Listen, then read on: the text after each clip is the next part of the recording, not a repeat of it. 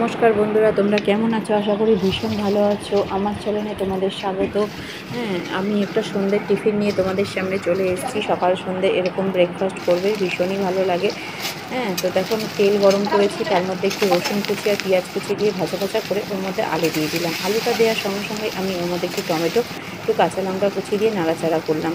আর একটু soya sauce আর একটু পরিমাণ মতো নুন দেবো। সয়া সস যেহেতু নুন থাকে, এর জন্য নুনের পরিমাণটা আমি একটু কম দেবো। আর একটু দেখো নাড়াচাড়া ভালো করে ভাজা ভাজা করলাম। ভাজা ভাজা করে এর মধ্যে আমি দুটো ডিম ফাটিয়ে দিয়ে দিলাম, আর একটু চাউ মশলা আর টমেটো সস দেবো, সেটাই তোমাদের দেখালাম। তো দেখো আমি টমেটো সস দিয়ে ভালো করে নাড়াচাড়া করে নেব। আর ওদিকে আমি ঝিনুক পাস্তাটা আমি সিদ্ধ করে রেখে দিয়েছি, ওর মধ্যে একটু শুধু তেল দিয়ে সিদ্ধ করেছি। তো দেখো এটা দিয়ে ভালো করে কষিয়ে নিলাম। নিয়ে আমি ওর মধ্যে টমেটো সস দিলাম, দিয়ে এবার আমি চাউ মশলা দিয়ে নামিয়ে নেব। তো আমার ভিডিওটা ভালো লেগে থাকলে অবশ্যই লাইক, কমেন্ট, শেয়ার করো।